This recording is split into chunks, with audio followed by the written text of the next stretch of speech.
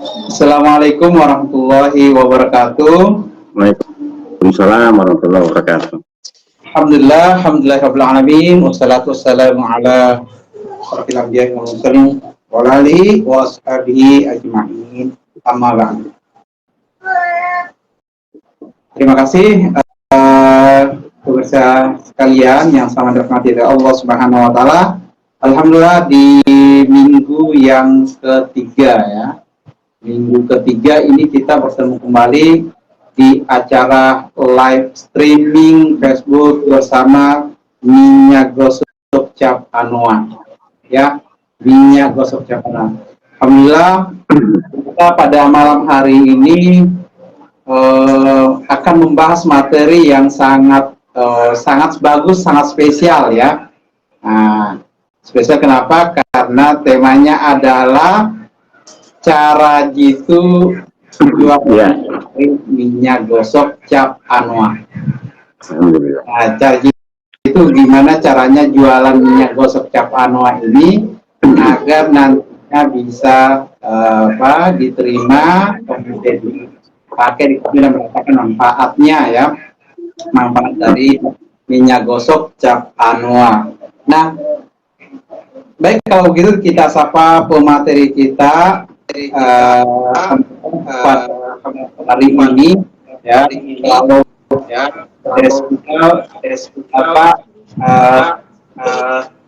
ya pemateri kita pada malam ini Pak Jeffrey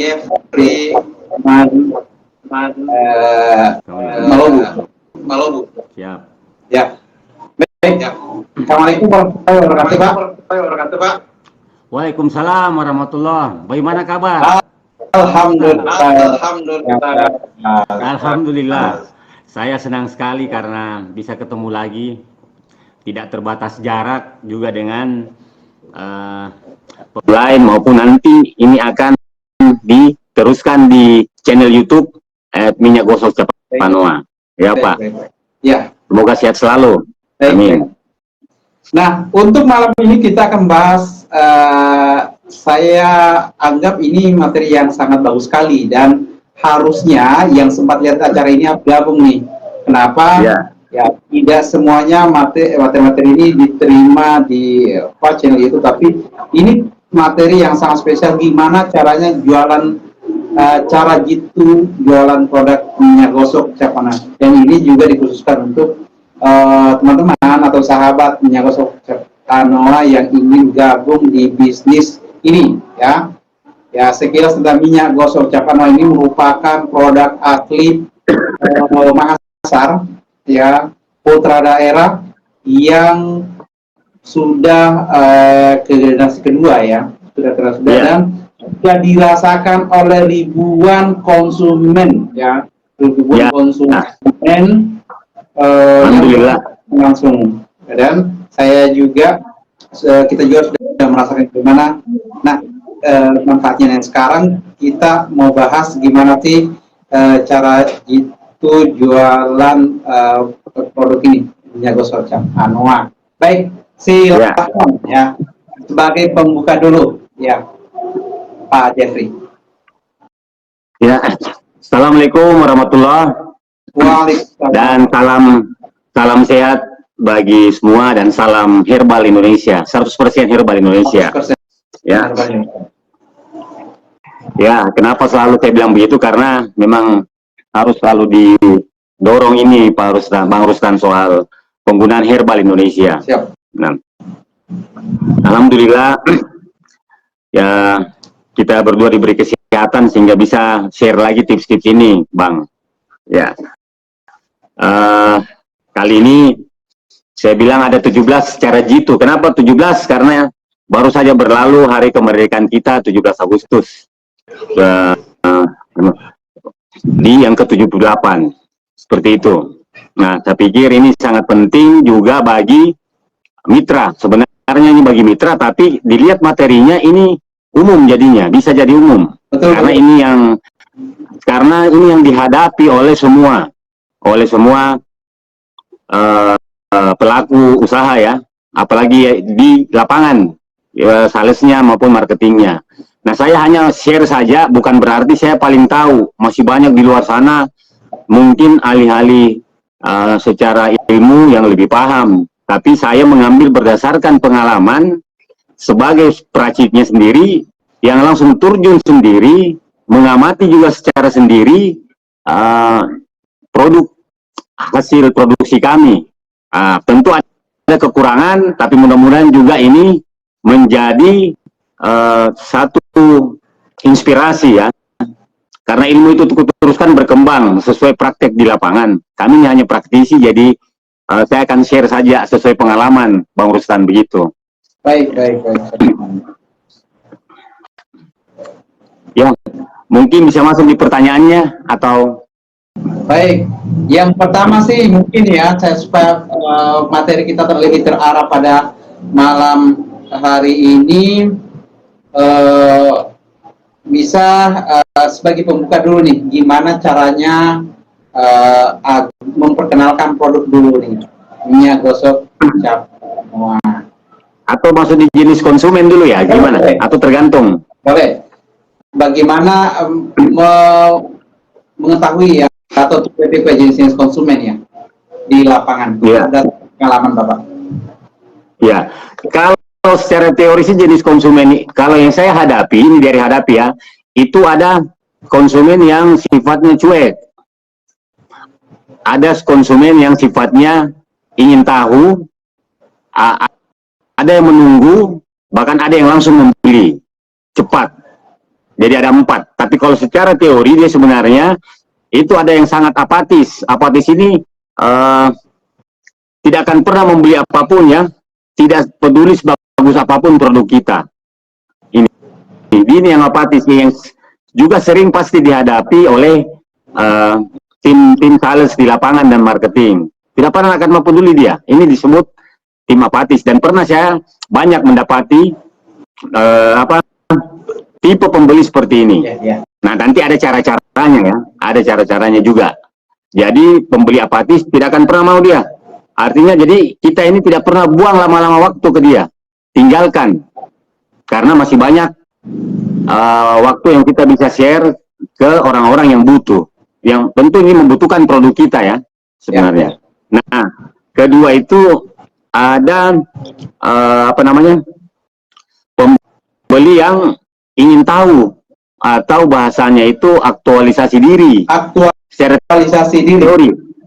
Iya, pembeli aktualisasi diri. Dia ini adalah kebalikan lagi dari tipe apatis. Kebalikannya.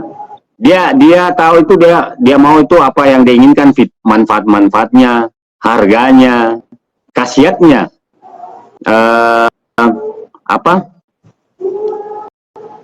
Jadi apa yang kita tawarkan itu dia mau tahu. Ini aktualisasi dirinya.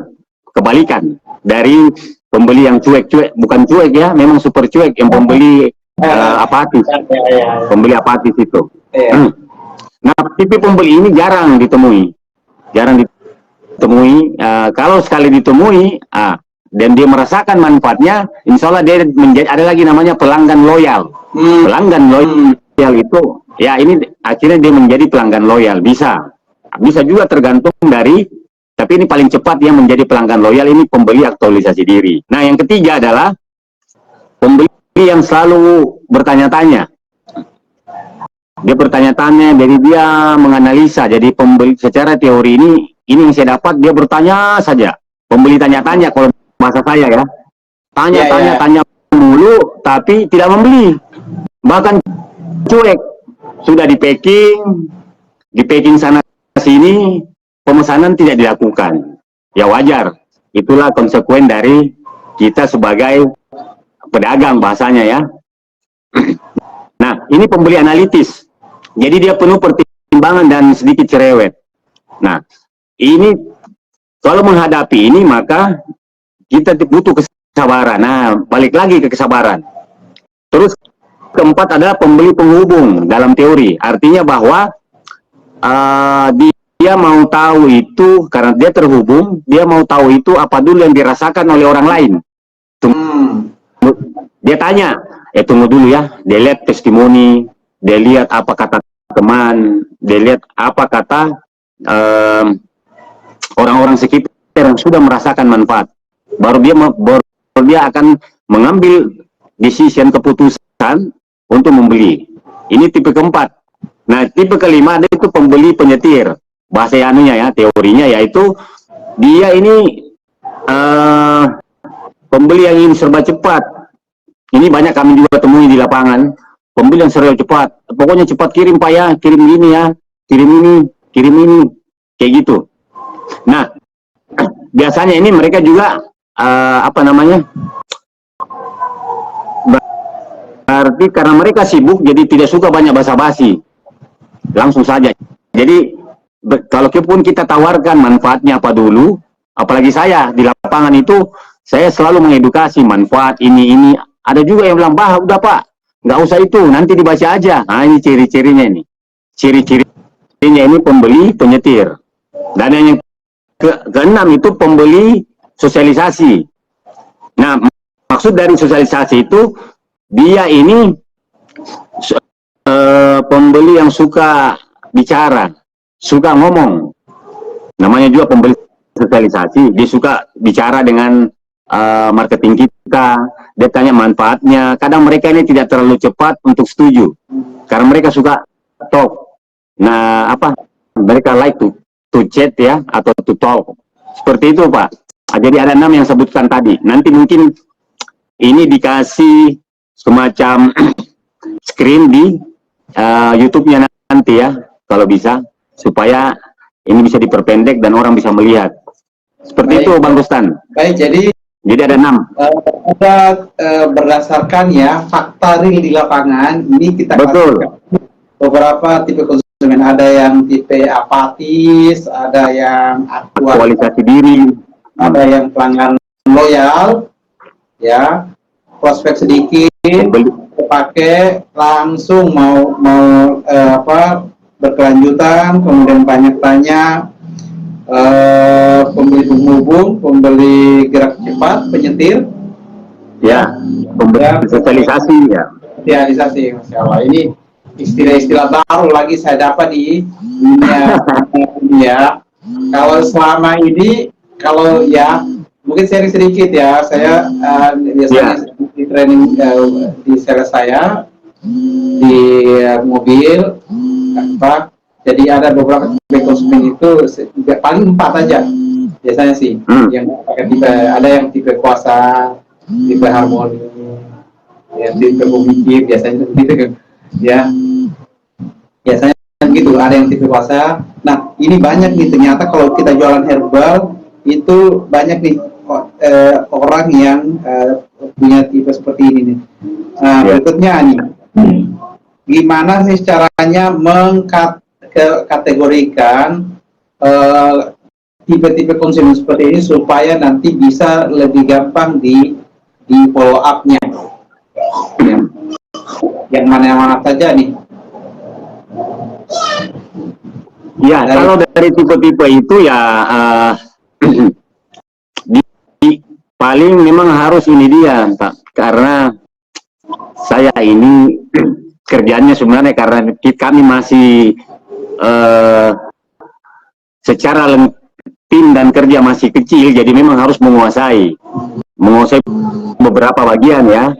Saya juga praktiknya, kadang saya juga harus berurusan dengan mitra dan bahkan pelanggan sendiri. Jadi alhamdulillah banyak ilmu secara pengalaman, secara empiris yang saya dapatkan. Nah, pertanyaannya tadi bisa diulangi bagaimana mengelompokkan apa? Jadi karena ini kan arahnya nanti untuk ke para mereka yang ingin join bisnis di minyak goreng semua. Jadi bagaimana caranya, ini kan tidak semuanya calon pelanggan harus dilayani. Banyak waktu untuk mempresentasikan produk kita, tapi jangan sampai waktu kita terbuang dan ternyata tidak deal dengan mereka. Nah, kita kategorikan itu yang hot prospect saja nih. Ya, kira-kira di beberapa tipe ini yang kira-kira yang hot atau peluang untuk sebagai pengguna itu gimana mengkategorikannya Pak? Atau yang mana saja? Bagaimana mengelompokkan? Ya, di follow up-nya, mengelompokkan dari 6. Oh iya, itu kalau saya lebih dikelompokkan adalah tipe yang langsung mau ingin membeli. Itu tadi, yaitu tipe pembeli yang aktualisasi diri. Ada banyak itu, ada sekitar aktualisasi diri, analitis, penghubung, penyetir. Kalau yang pembeli apatis sudahlah, kita say goodbye saja. Kita say goodbye. Mana yang lebih dulu ya, berarti yang sangat berprospek, karena kita tidak menghabiskan waktu. Saya kadang memang secara pengalaman belajar bahwa terlalu lama menghabiskan waktu dengan pembeli yang, apalagi pembeli apatis, dan pembeli yang dia tanya dulu, butuh waktu, itu saya tinggalkan dulu. Lebih bagus melayani pembeli yang cepat responnya.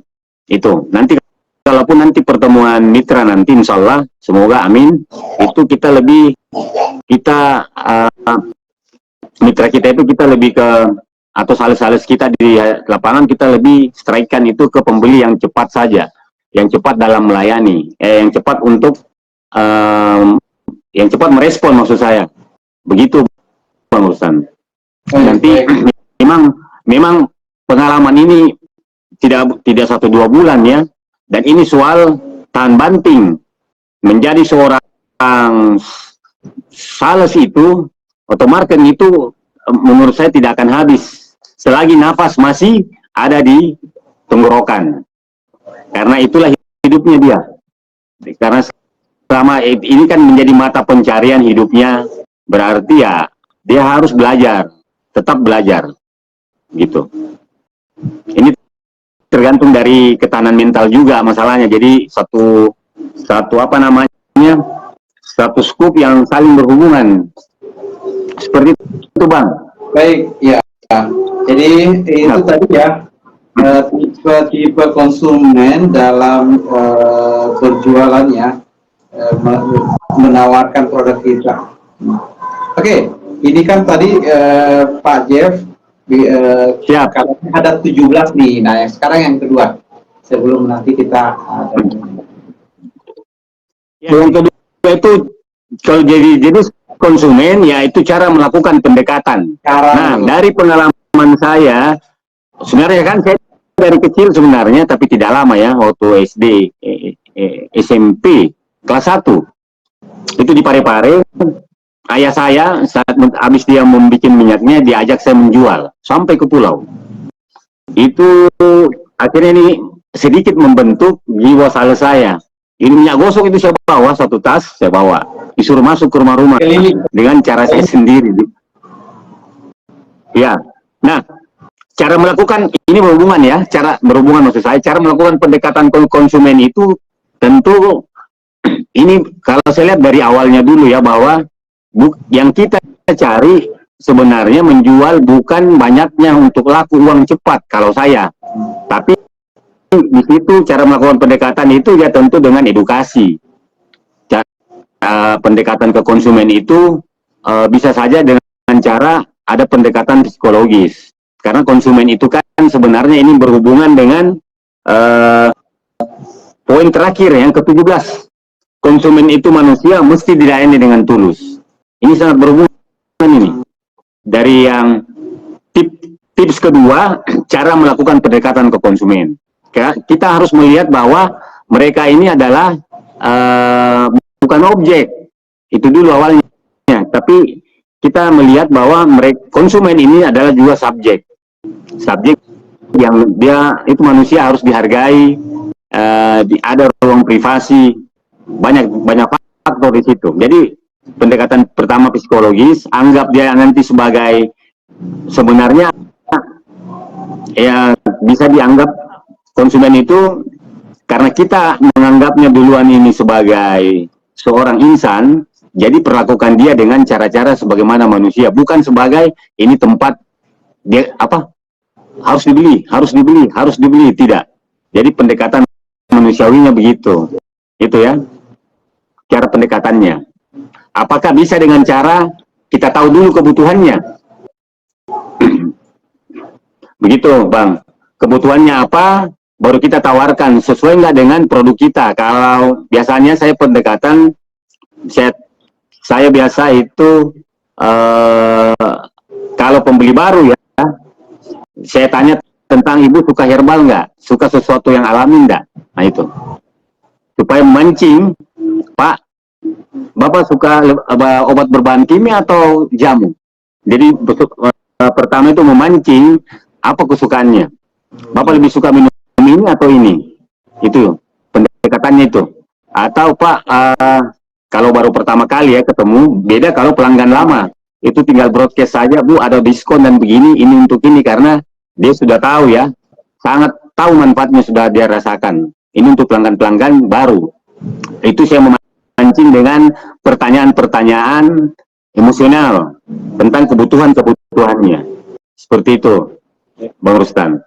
Ya, jadi ada pendekatan secara emosional dulu ya, membangun kepercayaan. Yang paling penting dulu adalah dia tahu siapa kita. Ya.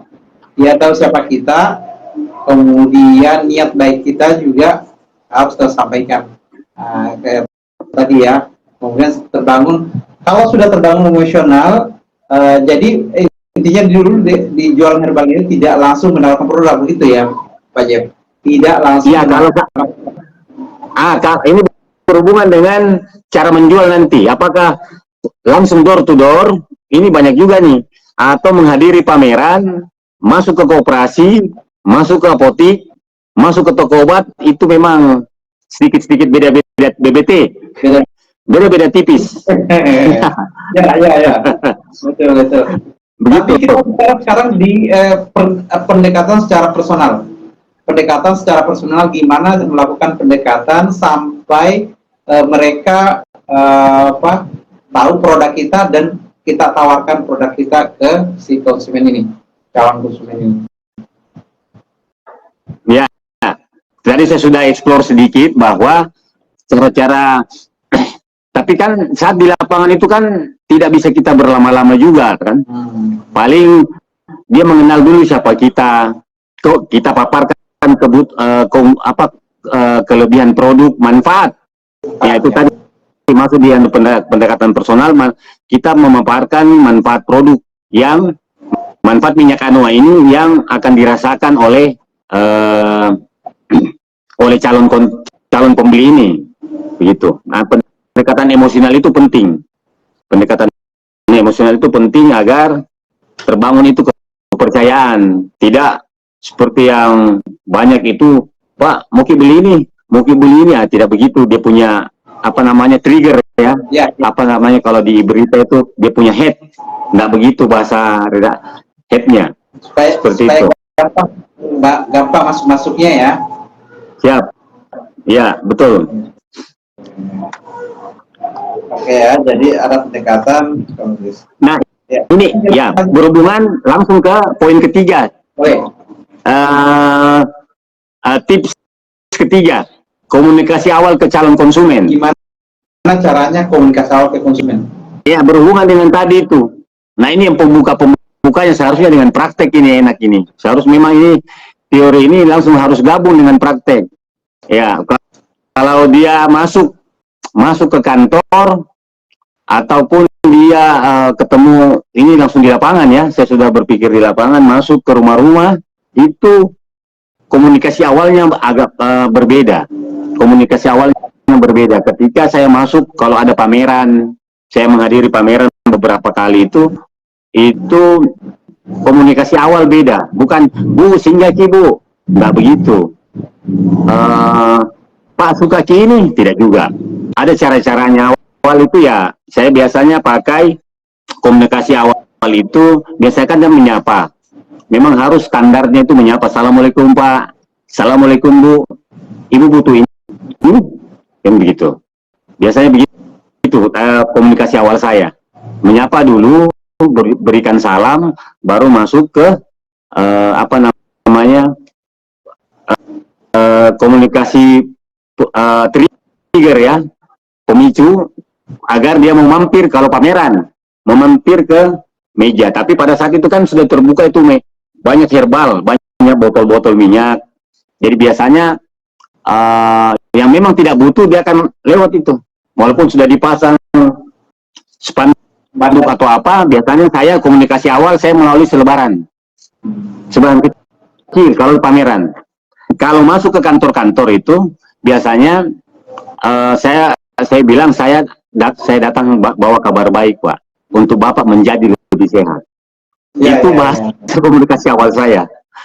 Jadi Bapak mau ingin lebih sehat, kalimat pembuka yang langsung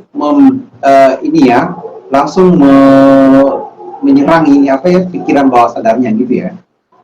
Iya, harus memang melihat. Jadi tidak bahasanya semuanya sama, door to door di jalan, pameran, Pak, saya jual minyak mau ini. Nah, tidak begitu. Memang butuh seni. Jadi menjual itu, jadi tidak hanya pelukis itu yang bilang seni, siapa bilang? Kami orang sales di lapangan menghadapi jutaan sifat manusia. Banyak ya. Jadi sales marketing itu dia menghadapi langsung manusia yang begitu banyak sifat dengan 6 sifat tadi. Jadi harus memang butuh seni. Ada cara-cara tersendiri, dan ini cara-cara ini memang harus dilatih terus supaya dia tajam. Begitu, Bang. Sampai sekarang juga kan saya masih belajar. Kadang juga mental keder sendiri, bayangkan itu. Serius. Kadang bagi itu tadi berhubungan bagaimana ada nanti berhubungan bagaimana jika konsumen menolak. Ini poin ke-8, tips ke-8.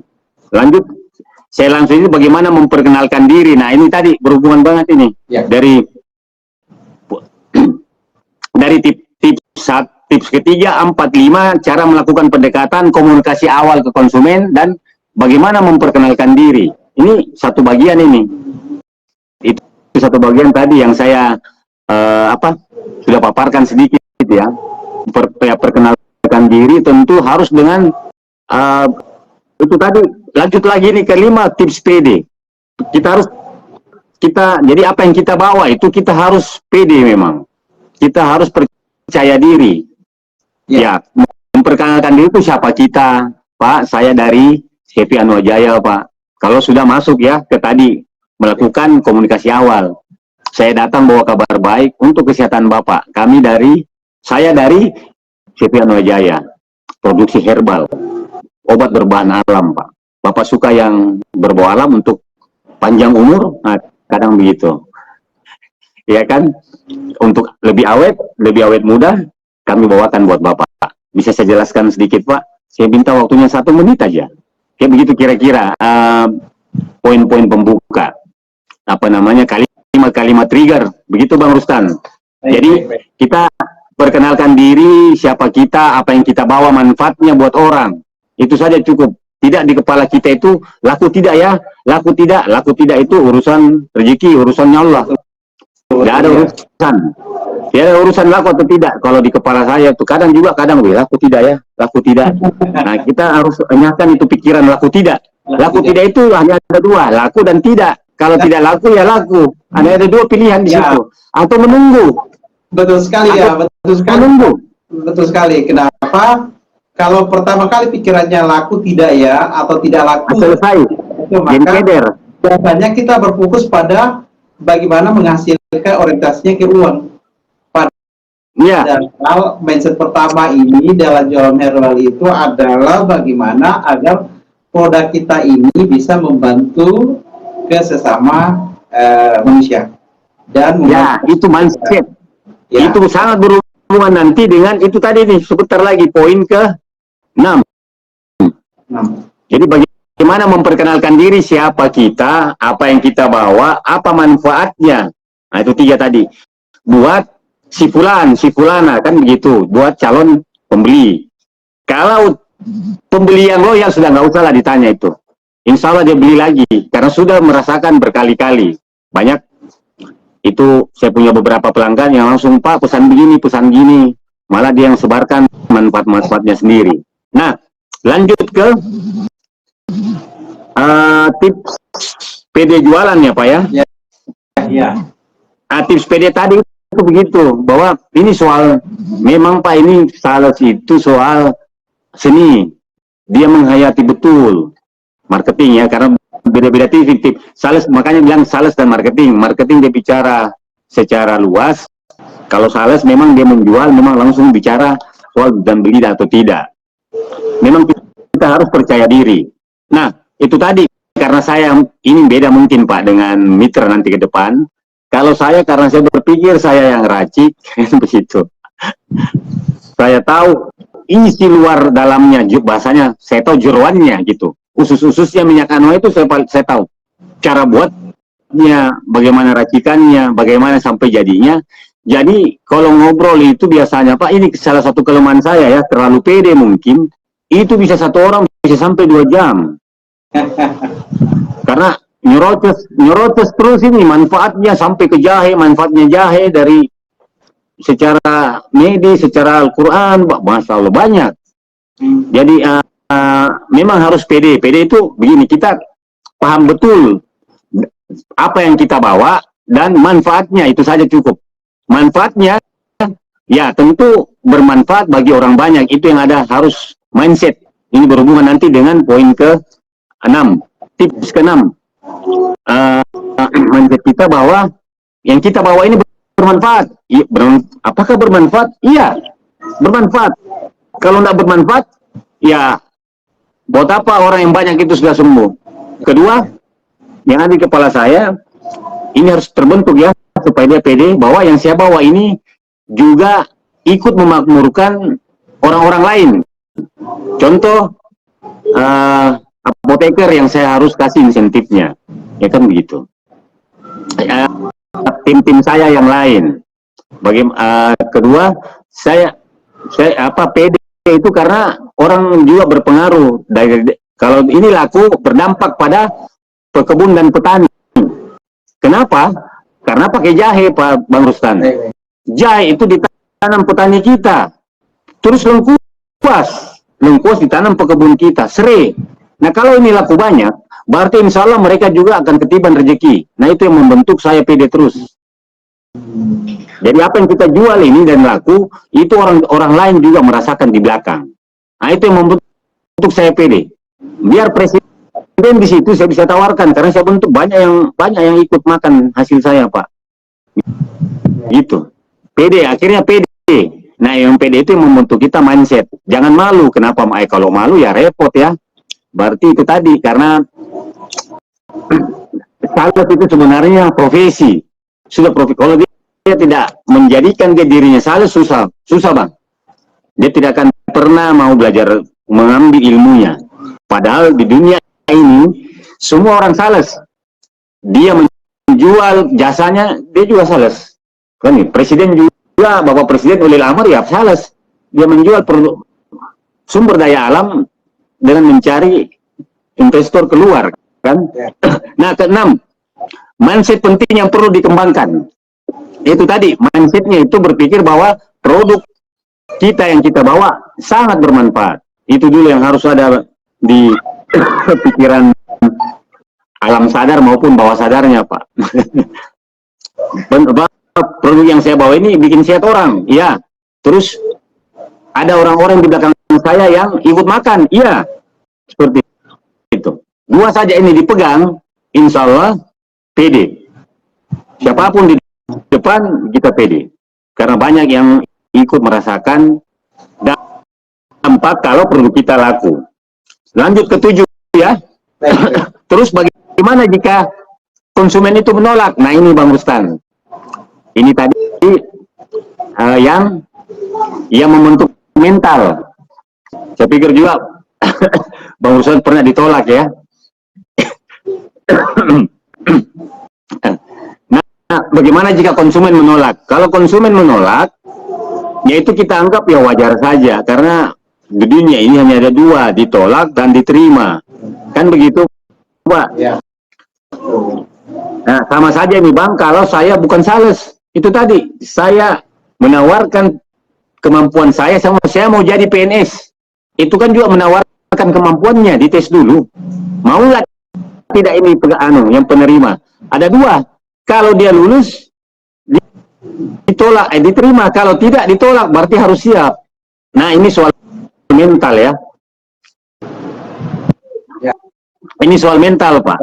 Ya. Memang mental harus terus mau tidak mau ini harus kita terus pupuk mental kita ini untuk tahan banting. Mungkin agak berbeda dengan kalau ditolak lamaran ya. Bukan lamaran kerja, lamaran mau menikah. Masya Allah. Sekedar intermezzo saja. Nah, kalau ditolak ya kita harus akui bahwa ya memang seperti ini ditolak. Tidak ada itu yang mau diterima terus. Nggak mungkin kita ini mau menjual, terus yang ada penerimaan terus. Tidak ada itu. Jago banget itu orang, nggak ada. Dia harus siap ditolak, dia harus siap diterima. Begitu. Kan sukses tertunda itu. Kalaupun menolak kan mungkin beberapa kali ditolak, cuma dia bilang nanti Pak ya. Nah, nantinya itu saya kejar lagi. Tunggu berapa hari, tawarkan lagi. Kan begitu. Sampai benar-benar dia akan menjadi seorang pembeli apatis. Tidak mau tahu. Lanjut ke-8 itu Pak. Bang, cara jelaskan manfaat dan kandungan produk. Ya, setiap penjual apapun, setiap sales maupun tim marketing, dia harus tahu produk knowledge. Nah, produk knowledge ini, itu tadi, pemahaman tentang produk. Apalagi ini herbal, Bang. Memang harus sedikit ada fungsi edukasi. Dia harus tahu manfaatnya tutup kuning, contohnya apa. Kenapa yang terdapat di dalam kemasan yang, kemasan BE, bahwa tidak ada luka, tapi secara empiris luka, dia harus terangkan itu. Dia harus tahu manfaat dan kandungan produk. Nah, ini yang kadang beberapa mitra gagal. Tidak mau tahu, memang karena memang tidak mau, tidak tahu karena memang tidak mau tahu. Menganggap remeh, Pak. Repot. Nanti kenapa jadinya itu pembeli tidak yakin. Dia tanya nih, Pak, Bu, apa manfaatnya? Tunggu dulu di, Masya Allah. Tunggu dulu di, saya baca dulu brosur. Subhanallah. 6 bulan menjual, 1 tahun menjual, baca dulu brosur. Siapa yang salah coba? Apakah saya? Kan tidak mungkin sebagai produsen. Sudah berkali-kali saya kasih brosur, baca Bu, baca. Biar itu terjadi di luar kepala ya, karena itu aja tuh. Manfaatnya perut kembung, gatal-gatal, luka, kan begitu saja. Tidak perlu lagi hafalan banyak. Lebih susah menghafal Al-Quran daripada ini ya. Jujur. Karena itu aja tuh sedikit. Mudah. Tapi karena memang tidak mau tahu. Ada juga tipe-tipe begitu di tim. Akhirnya menjadi pembeli kurang yakin. Ya. Nah, kandungannya juga memang, makanya saya bilang diilmui. Kenapa? Supaya kita dapat sedikit ilmunya tentang pamannya jahe. Jahe itu mengandung atsirinya tinggi, kan begitu. Atsir yang terkandung dalam jahe itu jahe merah ya, tinggi dibanding jahe yang lain. Jadi dia bisa menjelaskan sedikit saja, tidak harus ahli, tidak harus ahli, tapi dia tahu. Terus lengkuas mengandung apa di dalamnya, kenapa sampai minyak anoa ini pakai lengkuas dan orang sembuh untuk yang radang dan luka, karena ternyata manfaatnya ini. Ya, dengan adanya ini ilmu yang dia dapat dari kandungan, dia bisa itu nyerocos, ngobrol, Bang, enak. Padahal dilihat nanti kayak ahli, tapi bukan, karena luarnya saja, tapi penting dia tahu. Betul. Makanya perlu itu, ya penting sekali nih Bang, karena berhubungan dengan edukasi, berhubungan dengan poin ke-16. Terus 9 ya, kita masuk di tip 9, cara bagaimana hadapi, bagaimana bila konsumen bandingkan dengan produk lain. Betul ya. Gimana caranya kalau membandingkan dengan produk yang lain? Nah, ini yang saya bilang, Bang. Ini juga berhubungan dengan saya selaku produsen nanti. Nah, kenapa? Harus saya ajarkan. Harus saya ajarkan kenapa? Kita harus tahu kekurangan produk lain. Ya. Contoh, minyak A. Ada minyak yang sudah nasional, perintis minyak. Saya nggak bisa bilang nggak etis ya. Itu saya harus tahu. Jadi kadang seorang mitra itu Bang Rustan, kalau betul-betul dia mau maju, dia pasti menunjukkan kan gitu. Dia pasti menunjukkan aksinya. Sudah sering saya katakan bahwa bahwa pelajari Ibu, Pak, ini minyak kita keunggulannya ini. Jadi pertama itu kita harus belajar keunggulan dari minyak anoa. Keunggulan minyak anoa apa yang tidak didapati, kan gitu. Kan ada di manfaatnya nih. Keunggulannya itu ya kalau tutup kuning luka lama, luka baru, dan salah satu harganya termasuk minyak yang murah. Bukan paling murah ya. Iya. Nah, itu salah satu keunggulan. Kedua, itu tadi sudah 2 generasi terbukti. Nah, ini bisa 3 tuh. Sudah bisa 3. Bisa manfaatnya banyak. 2 generasi khasiat sudah terbukti. Ketiga, termasuk termurah di kelasnya, termasuk ya, berarti bukan. 3 saja ini yang kalau kita paparkan dan kita bandingkan dengan produk. Kalau orang tadi membandingkan, ini kan saya beli begini, betul. Kadang beliau memang ini kan lebih murah, betul. Tapi coba lihat komposisi. Begitu saya selalu bilang, coba cek komposisi. Kenapa dia murah? Komposisi pasti cuma 9. Dan betul 9 atau 8. Kan saya yang bikin, saya tahu Pak, itu komposisi. Tidak mungkin dia murah kalau komposisinya banyak. Itu saja kuncinya. Sama nih kalau bikin kue atau es krim, komposisinya banyak dibanding es krim yang komposisinya sedikit, pasti murah itu komposisi sedikit itu. Pasti murah. Itu kadang saya bilang, coba lihat komposisi Bu. Pasti 8, 9 kan? Jadi kalau mau pakai produk, lihat komposisi, bahannya. Itu yang saya bilang. Oh iya ya, nah, wajar murah. Saya bisa lebih murah dari itu Bu. Pak, itu cara menghadapi. Kami bisa lebih murah itu. Bahkan lebih murah lagi 2 kalinya. Serius. Kalau tidak dengan komposisi yang belasan ini. Kan begitu. Begitu cara hadapi kalau konsumen yang membanding-bandingkan dengan produk A, produk B, dan produk C, Pak. Itu saya keunggulannya dulu minyak anoa, harganya, terus dengan komposisinya. Nah, ini bisa menjadi catatan nanti. Terus yang ke-10, sebelum nanti kita lanjut lagi ya, pertanyaan. kita lanjut. Ya. Kita mau bacakan komentar dulu, Pak. Oh, ada. Alhamdulillah. Saya nggak bisa lihat karena balik. Oh iya, betul. Jadi ya. Maaf, saya minum dulu. Sabrina, silakan Pak. Ada Bu Sabrina Muhammadiyah, alhamdulillah ikut nyimak ya. Wah, ini Alhamdulillah. Ini Sabrina Muhammadiyah, Pak Hakim, mantap, bagus memang. Pak Hakim. Wah, Pak Hakim itu kayaknya loyal banget beliau. Assalamualaikum Pak. Ya. Kemudian Pak Mukhlisin Laraha, nyimak ya. Subhanallah. Ini Uba Putra Raha nih, sukses, amin, insya Allah. Amin, salam, sehat selalu buat keluarga besar di sana. Ya, Lismawati Bakias, sangat bermanfaat. Tonton langsung teman-teman. Ya, mohon gitu ya teman yang lagi nonton saat ini, mohon di-share ke sahabat-sahabat yang lain. Mudah-mudahan apa yang kita sampaikan malam ini, karena materi malam ini kayaknya daging semua nih, Pak. Ini bongkar-bongkar trik ini. Kalau ikut seminar minimal bayar 250.000 nih, ya. Masalah, iya betul. Karena ini didapat dari pengalaman saya selama 7 tahun saat di lapangan ya.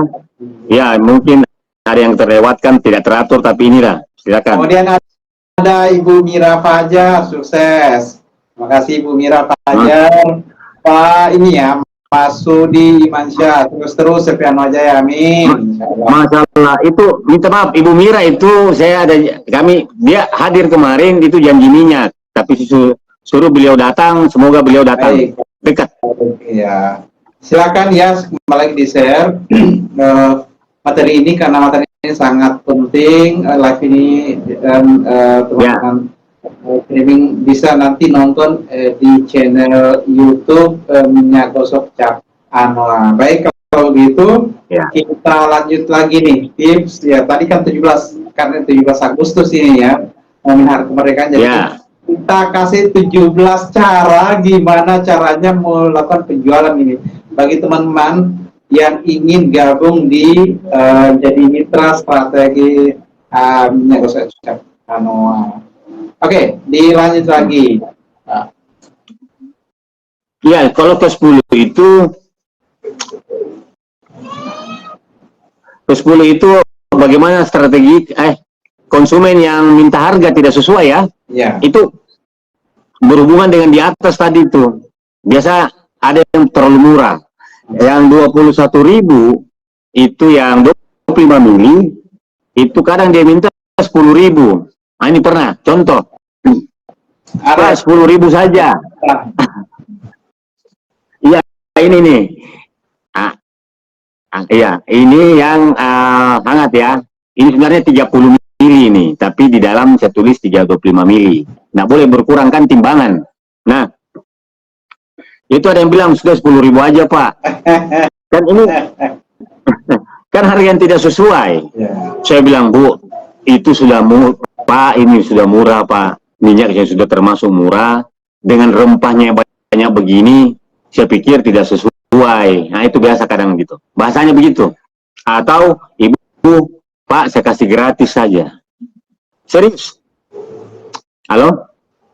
Bang, ini saya bilang ke mereka, saya kasih gratis saja. Itu ada dua cara ya. Saya bilang pertama perbandingan dengan rempahnya yang banyak, sama dengan harga. Ini sudah sesuai. Itu pun sudah diskon. Terus yang kedua, kadang saya bilang kalau dia sudah agak sedikit, kan kelihatan itu kalau kami sering di lapangan, gesturnya itu menganggap remeh produk ya. Terus saya langsung saja bilang, tapi dengan bahasa yang sopan, saya kasih gratis saja. Serius. Ambil gratis, kalau dapat tapi saya kasih gratisnya tidak satu botol Pak, satu lusin. Satu lusin. Serius, satu lusin, tapi saya kasih, kalau ibu dapat, bapak dapat, minyak dengan komposisi begini, harganya begini, saya kasih gratis ibu. Bapak satu lusin. Serius, ini alamat saya yang punya. Nggak bakalan mungkin, insya Allah saya nggak bohong. Cari 1 minggu, 1 pekan, 7 hari di Google. Kalau dapat, nah sini, saya kasih 1 lusin, free. Begitu kalau saya Pak. Kalau saya. Tapi cara-cara satu yang pertama itu saya bilang, bahwa akhirnya kita tetap berlaku itu sama etik sama konsumen ya. Bahwa dengan komposisinya yang banyak begini ya tidak mungkin lah dengan harga begitu Pak, Bu. Ini sudah termasuk murah. Apalagi sudah dari 2 generasi khasiatnya terbukti, bukan barang baru. Begitu kira-kira. Gitu kalau dia minta harga yang tidak sesuai. Jadi kita paparkan itu secara secara rasional. Rasional ya. Ya, bahwa produk sudah terbukti termurah di kelas, salah satu termurah di kelasnya dengan banyak rempah begini tidak mungkin harga begitu. Begitu. Terus selanjutnya itu bagaimana itu, nah ini termasuk strategi ya. Bagaimana itu penjualan door to door, kan gitu. Ya, ya. Door to door sebenarnya ini sama dengan saat saya turun ke warkop. Warkop di sini kan di Makassar banyak, kan gitu bang.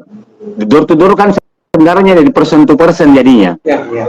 Jadi ya dia mirip itu dari WA Japri, ada personal kan dari saya chat pada si A, si B, mirip sebenarnya kalau WA, chat. Nah, kalau door to door itu, bagaimana penjualan door to door itu sebenarnya ini salah satu cara taktik yang berhubungan tadi itu dengan 14 ini, aneka macam taktik target penjualan dan promosi. Seperti itu ya. Itu door to door, ya mau tidak mau, memang harus kita turun langsung di lapangan, Pak. Saya biasanya itu tidak door to door karena pintu ke pintu artinya end usernya itu keluarga, rumahan atau orang per orang. Biasanya itu saya turun ke kantor atau ke warkop. Saya melakukan itu ke warkop. Memang harus itu tadi dari tipe 1 mengenal jenis konsumen sampai ke bagaimana kalau konsumen minta harga yang tidak sesuai harus kita kuasai memang. Itu yang harus kita kuasai untuk melakukan penjualan dari person to person ya. Karena memang penjualan door to door ini memang sangat bagus kalau menurut saya Bang. Karena langsung melatih mental di lapangan, berhubungan dengan itu tadi, kita ketemu dengan jenis konsumen apatis sampai ke aktualis, dia mengaktual dirinya. Ya, saya lebih suka sebenarnya ini door to door karena person to person ya, karena melatih mental. Apakah saya masuk di kantor, itu juga kan door to door sebenarnya. Seperti itu. Ya, betul ya. Artinya door to door itu bertemu langsung dengan konsumen, menjelaskan manfaatnya. Setelah itu ada penawaran, dan disitulah terjadi interaksi yang intensif sehingga biasanya tercipta konsumen yang loyal. Apalagi kalau mereka sudah merasakan manfaatnya. Nah, ini juga mungkin penting dipahami yang ingin bergabung ya di menjadi mitra Anua, bahwa dengan kita berinteraksi dengan orang, kita membangun komunikasi yang intensif, kita membangun komunikasi yang bagus, mereka akan lebih paham apa produk kita dan manfaatnya, termasuk juga apalagi kalau mereka sudah merasakan langsung manfaatnya. Kemarin saya jualan di kemarin, Masya Allah, ya Pak, subhanallah. Ada salah seorang konsumen Pak, orang tua, dia lihat produknya kan, Bapak jualan cap Anua, iya. Dia bilang, saya ini sudah dari dulu pakai minyak gosok cap Anua. Iya. Dan pokoknya sekarang itu tidak pernah lepas dari di rumah itu harus ada minyak gosok cap Anua. Orang tua. Oh, baru didapat lagi ya produknya. Ya, dia bilang pokoknya saya minta nomor HP-nya, nanti saya hubungi lagi kalau habis produk saya, kan masih ada, karena ada anak saya yang selalu beli di mana apotek mana katanya di kota ya, di daerah gitu. Katanya pokoknya saya sudah setiap ke tetangga selalu saya rekomendasi minyak cap Anua. Dan itu saya lihat semangat sekali tuh Bapak cerita tentang bagaimana khasiatnya ini. Saya langsung dia bilang pokoknya nanti saya karena nggak bisa lepas ini, kalau ada tetangga saya bawakan, dia bawakan produk yang dipakai di tetangganya. Luar biasa. Alhamdulillah. Ya. Gitu Pak. Oke, silakan ya. lanjut. Peluang terdekat, tips selanjutnya ini yang penting ya. Peluang terdekat adalah keluarga. Nah, buat apa? Jadi mitra-mitra ini sebenarnya buat apa jauh-jauh? Itu keluarga banyak. Ya, istri punya keluarga, kan begitu. Suami punya keluarga, paman punya keluarga, ya kan? Bibi punya keluarga, ayah saudara-saudaranya punya keluarga kalau sudah menikah. Sanak famili maksud saya Pak ya, Bang ya. Itu peluangnya di situ sebenarnya, jadi nggak usah terlalu jauh. Makanya saya selalu itu berhubungan dengan selanjutnya ini target potensi dengan database.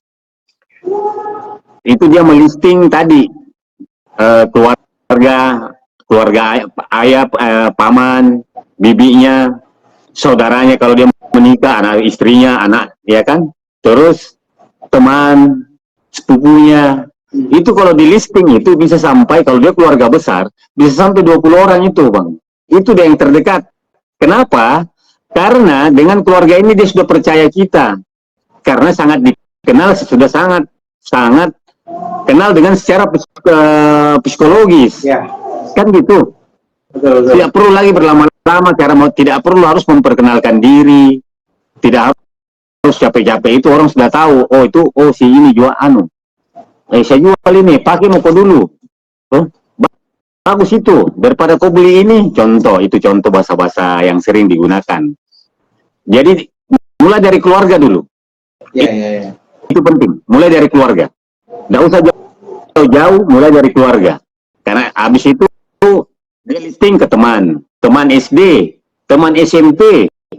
Bayangkan tuh, teman SMA, alumni, teman kuliah, ini sudah 25 orang ini. Itu target itu tinggal dia telepon, saya ada ini Cesco, beli dulu coba dulu saya nak pakai gitu-gitu ya. Coba sudah berapa tuh? Jadi tidak susah sebenarnya kalau dilakukan. Nah itu, tapi yang terdekat itu keluarga saja dulu. Keluarga saya direkomendasikan. Ya bersyukur keluarga itu jadi pembeli aktualisasi dirinya kan, pembeli loyal atau bahkan menjadi resellernya dia. Kayak gitu. Terus selanjutnya itu target potensi dengan database, artinya itu tadi kita melisting database, melisting siapa keluarga kita, teman kuliah, teman taklim, teman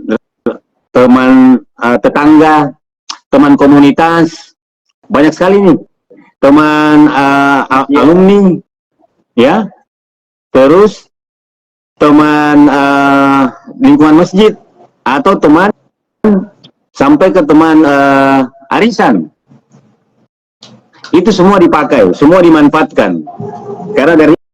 Karena di mana ada orang, bahasa anunya kan Bang Rustan, ya, bahasa umumnya itu kan kalau menurut saya ya, di mana ada orang, di situ, di mana ada orang tentu ya, di situ ada pasar. Betul ya, betul. Di situ bisa laku, kecuali di situ jin semua. Di mana ada orang ya, di mana ada orang itu sudah pastilah insya Allah laku. Begitu saja. Begitu saja apa namanya pemikirannya, mindsetnya. Nah, selanjutnya adalah ini berbagai macam taktik target penjualan. Itu tadi yang saya bilang, teman, listing keluarga, alumni SD, alumni SMP, alumni SMA, alumni kuliah, teman komunitas, komunitas sepeda atau komunitas apa yang dia lakukan, hobi, komunitas olahraga ya, teman taklim, teman di masjid biasanya itu ada. Terus itu bisa juga dia masuk, kalau secara umum dia bisa masuk, dia ikut pameran, dia kerjasama dengan terapis, terus dia kerjasama dengan apotik, dia kerjasama dengan toko obat, terus kerjasama dengan apa namanya toko-toko swalayan di pusat keramaian seperti terminal, banyak. Intinya begini, di mana ada orang yang berkumpul banyak, begitu. Di mana orang yang berkumpul banyak, bisa dia lakukan. Ya, betul ya. Jadi peluangnya selalu ada nih, apalagi yang masih cari bisnis nih, bisnis untuk bisa dikembangkan. Nah, bisnis herbal itu peluangnya ke depan sangat besar. Nah, apalagi ini untuk minyak gosok cap anua itu masalah kualitas sudah tidak perlu lagi diragukan ya. Sudah 2 generasi, alhamdulillahirabbil alamin. Terbukti ya, saya sudah lihat sendiri bagaimana ada waktu saya ini ya, ada salah satu konsumen di gua itu kakinya kan rematik ya, rematik kehabisan obat, ya kan? Dan ternyata memang dia carinya minyak gosok cap anua. Ya, dia pokoknya kalau udah pakai ini, pokoknya enak sekali kakinya, dia rasa. Alhamdulillah, semoga semoga berkah. Lanjut lagi Pak ya. Nah ini ada, kalau sudah tadi kita masuk di target penjualan pro itu berbagai macam, nanti itu bisa, semoga bisa dipendekkan nanti di YouTube-nya. Ke-15 itu edukasi itu kekal. Nah ini yang saya bilang. Ini saya tulis itu saya posting di Facebook tadi sebelum live, itu edukasi itu tanda kutip ya, pembukaan kutip, kekal tutup dengan kutip. Maksud saya begini, produk herbal ini, semua produk herbal, mau dia minyak gosok yang diminum, mau dia madu berbahan alam ya, mau dia apa, itu dia harus edukasi Pak Bang. Ya. Edukasi itu memang harus ada pencerahan di konsumen masyarakat.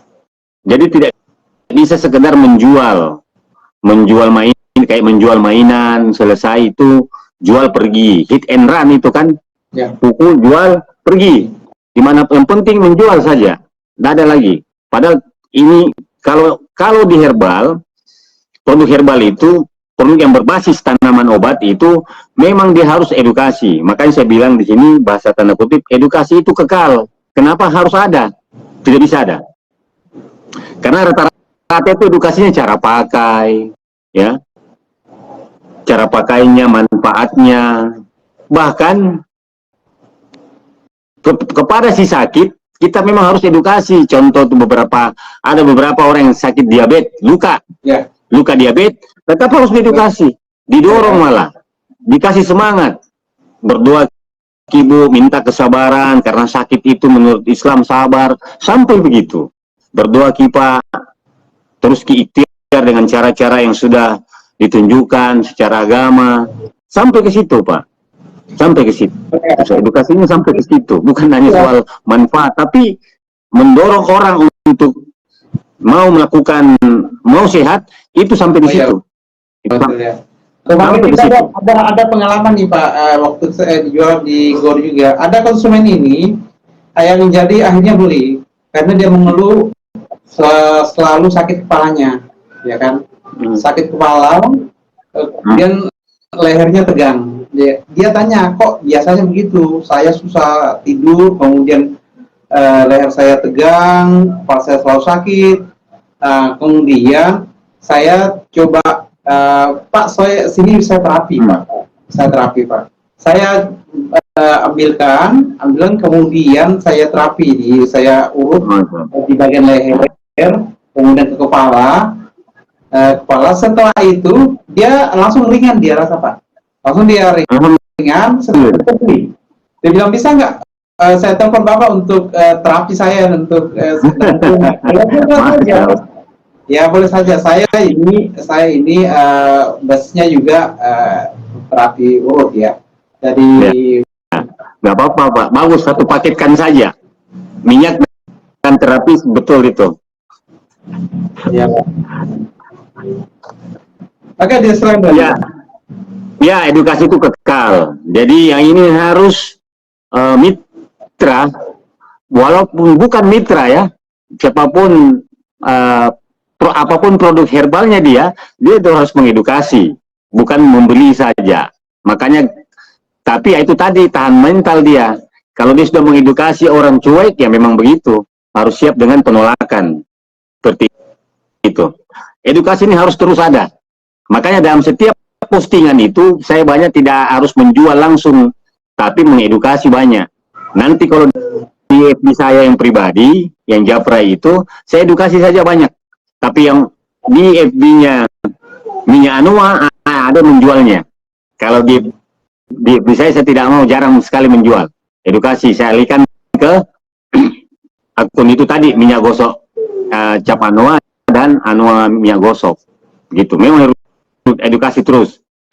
Nah, ke-16 itu follow up, tindak lanjut. Ini penting. Ini penting, jadi karena kita tidak hanya menjual satu, lebih bagus itu mempunyai 5 orang pelanggan loyal, setia, dibanding 20 orang pelanggan coba-coba. Gitu. 5 kali lipatnya ya. Karena pelanggan coba-coba hanya sekali pakai. Artinya kita konsen pada pelanggan loyal. Berarti follow up atau tindak lanjut.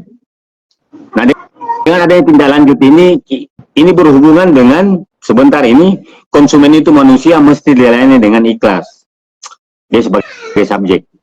Nah, dengan adanya tindak lanjut ini, produk kita itu akan terserap habis. Tapi ya itu tadi dengan cara-cara yang mengetahui manfaatnya dan mendorong edukasi tadi itu, Bang. Follow up itu penting supaya terjadi pemesanan 2 kali. Pemesanan 2 kali, pemesanan 3 kali, bahkan 4 kali. Nah, mitra itu harus mengetahui yang mana itu pelanggan loyalnya. Minimal dia ada database catat. Nah, saya juga ini lagi karena terlalu sibuk, ada beberapa saya catat, cuma hanya itu saya kasih tanda tapi tidak di anu ya, saya tanda itu di WA. Karena WhatsApp bisnis ada bisa ditandai itu di label, ada warna merah, kuning, hijau. Nah itu tandanya. Kalau dia pernah pakai, 2 kali pakai, 3 kali pakai, itu ada tanda-tanda itu. Kalau di WA, tapi belum saya input datanya secara keseluruhan. Nah, itu tindak lanjut setelah pemakaian itu penting. Karena ini minyak gosok berarti cairan obat luar, Bang. Jadi dia itu jamu. Jadi jamu sakit tidak sakit dia pakai. Nah, ini edukasinya juga penting di sini. Penting. Ya, karena menganggap dia seperti obat BKO kan, bahan kimia obat yang kalau sakit baru diminum. Nah, ini. Jadi Bang Rustan ke depan mitra itu harus didorong agar mindsetnya begitu, bahwa ini adalah jamu, sakit tidak sakit pakai, sakit ya. Bukan dia bilang karena mau habis Pak ya, bukan. Nggak ada bedanya dengan jamu-jamu, bombo jamu itu kan cairan obat dalam, sakit nggak? Tidak, tapi kenapa diminum? Memang karena jamu sifatnya begitu, menjaga.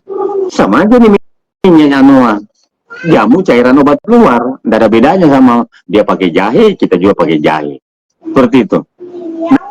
Nah, terakhir 17 Agustus sudah lewat. Konsumen itu manusia mesti dilayani dengan ikhlas. Nah, ini yang saya bilang, Pak, bahwa ini berhubungan dengan 16 follow up tindak lanjut, nomor 15 tips edukasi itu kekal, dan apa namanya, ya ini berhubungan dengan poin 15-16, erat kaitannya ya, karena yang kita hadapi ini sama-sama manusia Pak. Manusia itu dia mau dilayani, dia mau dihargai secara manusia. Nah, ada hak-haknya juga sama kayak kita ini kan juga mau dihargai, mau dilayani dengan tulus, walaupun sebenarnya ujung-ujungnya ditolak.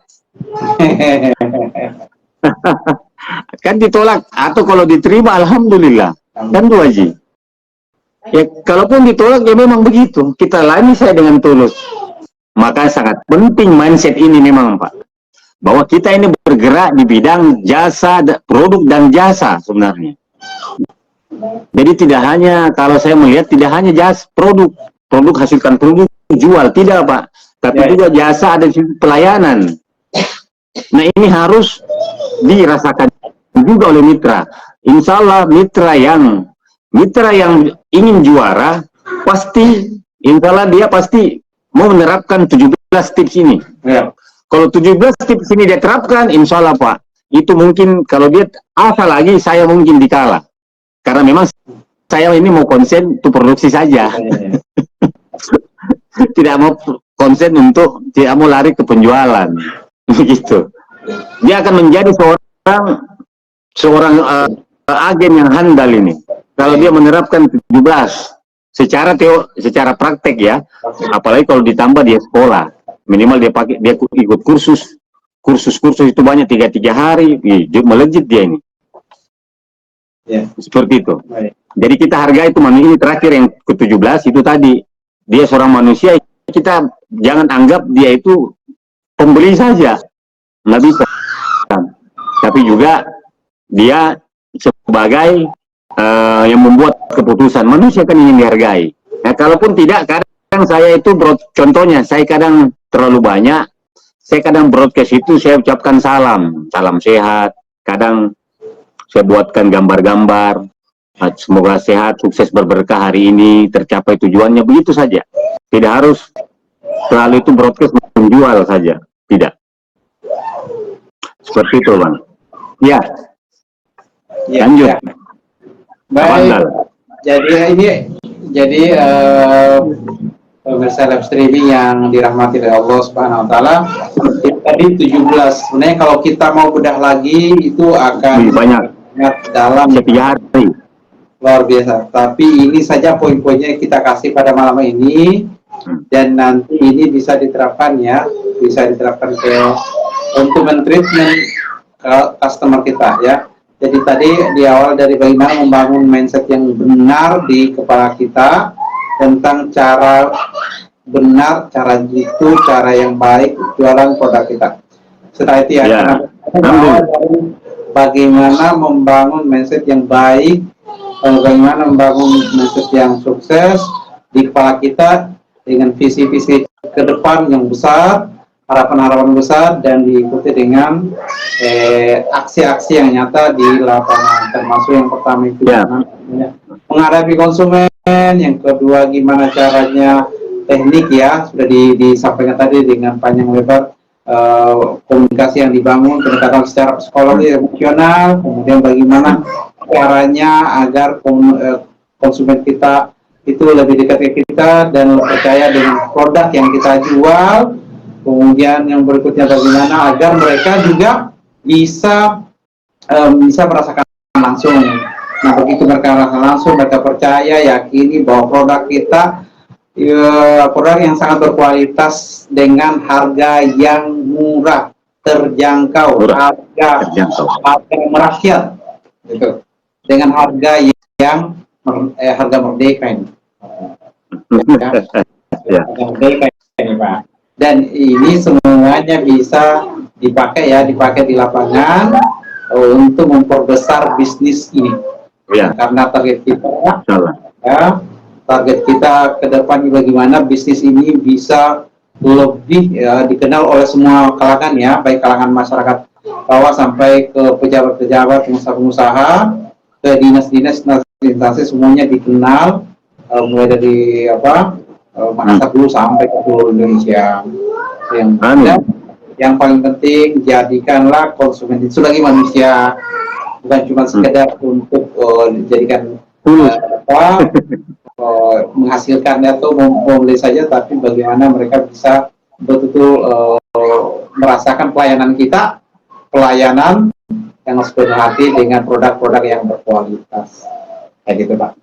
Ya. Mungkin sebelum kita closing nih, ada mungkin kalimat motivasi nih, Pak Jeff. Ya.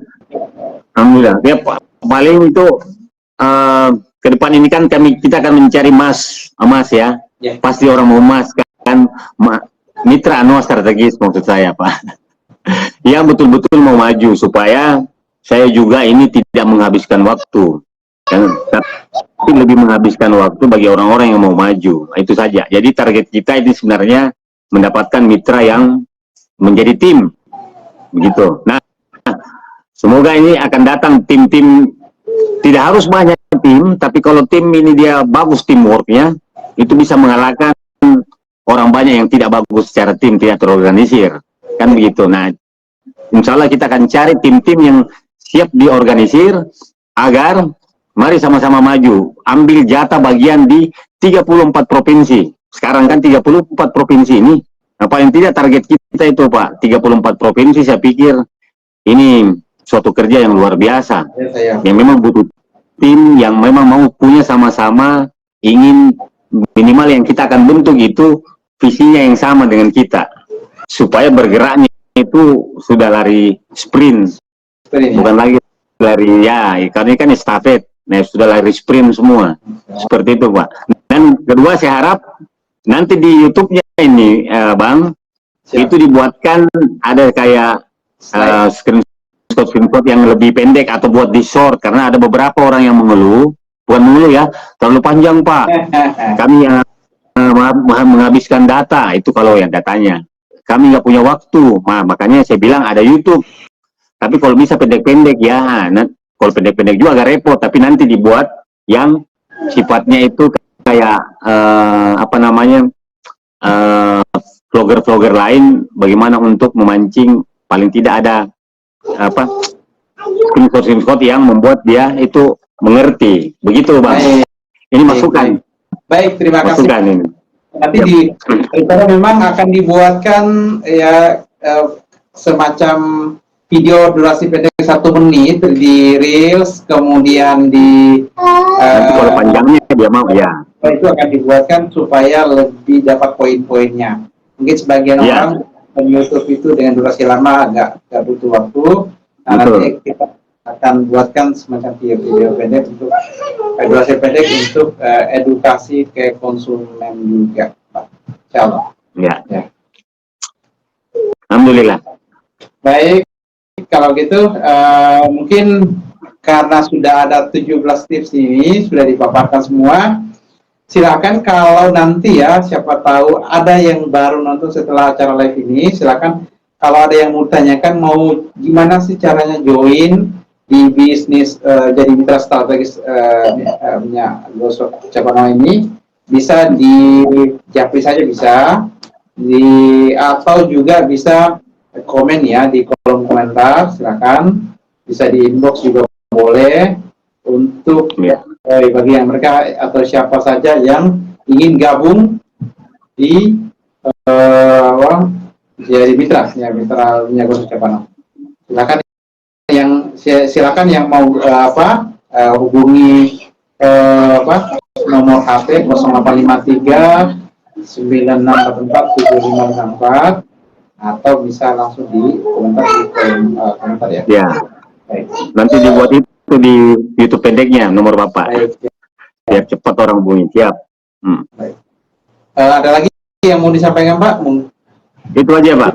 Baik. Insyaallah kita akan buat lagi streaming. Ya. Ya. Insyaallah kita akan bertemu di mungkin di akhir bulan ini. Kita akan live lagi dengan tema-tema yang sangat-sangat menarik lagi ya. Mudah-mudahan pada kesempatan kali ini bisa bermanfaat. Mudah-mudahan CP Anwar Jaya semakin sukses ya. Amin. Tapi sehat bersama keluarga, anak-anak, kemudian usaha semakin berkembang semakin berkah. Amin. Insyaallah. Amin. Baik. Mengingatkan orang banyak. Amin. Dengan baca doa kafaratul majelis, subhanakallahumma wa bihamdik, asyhadu an la ilaha illa anta astaghfiruka wa atubu ilaik. Subhana rabbika rabbil izzati amma yasifun wa salamun alal mursalin walhamdulillahi rabbil alamin. Ya, syukran. Ya. Sampai ketemu. Syukran. Ya, assalamualaikum. Sampai ketemu via WA. Siap. Salam buat keluarga. Sehat selalu. Amin. Siap.